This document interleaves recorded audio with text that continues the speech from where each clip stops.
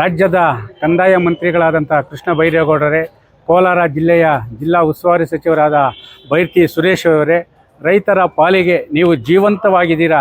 ನಾವು ನೇರವಾಗಿ ನಿಮಗೆ ಪ್ರಶ್ನೆ ಮಾಡ್ತಾ ಇದ್ದೀವಿ. ಏನಿವತ್ತು ಪರವಾನಗಿ ಪಡೆದಿರುವ ಖಾಸಗಿ ಭೂ ಮಾಪಕರು ಏನಿವತ್ತು ನಿರಂತರವಾಗಿ ವಿವಿಧ ಬೇಡಿಕೆಗಳನ್ನು ಈಡೇರಿಸುವಂತೆ ಹೋರಾಟ ಮಾಡ್ತಾ ಇದ್ದಾರೆ. ಅವ್ರ ಹೋರಾಟಕ್ಕೆ ನೀವು ಸ್ಪಂದಿಸ್ತಾನೂ ಇಲ್ಲ. ಈ ಕಡೆ ಖಾಲಿ ಇರುವ ಸರ್ವೆ ಇಲಾಖೆಯ ಹುದ್ದೆಗಳನ್ನು ಭರ್ತಿನೂ ಮಾಡ್ತಾ ಇಲ್ಲ.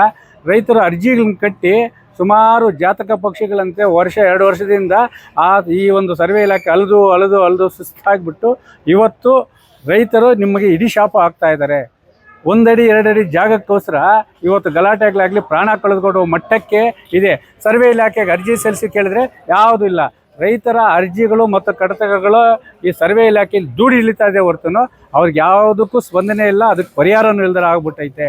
ಮತ್ತೆ ಹೇಳ್ತಾ ಇದ್ದೀರಾ, ನಾನು ರಾಜ್ಯದಲ್ಲಿ ಎಲ್ಲ ಒಂದು ಡಿಜಿಟಲೀಕರಣ ಮಾಡಿಬಿಟ್ಟಿದ್ದೀನಿ, ರೈತರಿಗೆ ಸಮಸ್ಯೆನೇ ಇಲ್ಲ, ರೈತರು ಏನು ಒಂಥರ ಸಮೃದ್ಧವಾಗಿಬಿಟ್ಟಿದ್ದಾರೆ ಅಂತೇಳಿ. ಏನಪ್ಪ ಸಮೃದ್ಧ ಆಗಿದ್ದರೆ, ಇದೇ ಜಿಲ್ಲೆಯವರಾಗಿ ಇದೇ ಸ್ಥಳೀಯರಾಗಿ ನಿಮಗೆ ಮಾನ ಮರ್ಯಾದೆ ಅನ್ನೋದಿದ್ದರೆ ಈ ಕೂಡಲೇ ಏನು ಪರವಾನಗಿದಾರರ ವಿವಿಧ ಬೇಡಿಕೆಗಳನ್ನು ಈಡೇರಿಸಿ, ಇಲ್ಲಾಂದರೆ ಸರ್ವೆ ಇಲಾಖೆಯಲ್ಲಿ ಖಾಲಿ ಇರುವ ಹುದ್ದೆಗಳನ್ನು ಭರ್ತಿ ಮಾಡಿ ಆ ಟೇಬಲ್ಗಳ ಮೇಲೆ ಧೂಳಿ ಹಿಡಿತಿರುವಂತಹ ಕಡತಗಳಿಗೆ ಮುಕ್ತಿ ಕೊಟ್ಟು ರೈತರ ಸಮಸ್ಯೆಗಳಿಗೆ ಸ್ಪಂದಿಸಿ.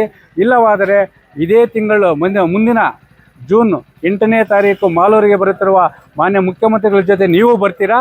ನಮ್ಮ ರೈತರ ತಾಕತ್ತು ಏನು ಅಂತೇಳಿ ಅವತ್ತು ತೋರಿಸಬೇಕಾಗುತ್ತದೆ. ಅದು ಒಳಗಡೆ ಸರ್ವೆ ಇಲಾಖೆಯ ಸಮಸ್ಯೆಗಳನ್ನು ಬಗೆಹರಿಸಿ ರೈತರಿಗೆ ಅನುಕೂಲ ಮಾಡಿಕೊಡ್ಬೇಕಂತೇಳಿ ಈ ಮೂಲಕ ನಿಮಗೆ ಮನವಿ ಜೊತೆ ಎಚ್ಚರಿಕೆ ನೀಡ್ತಾರೆ.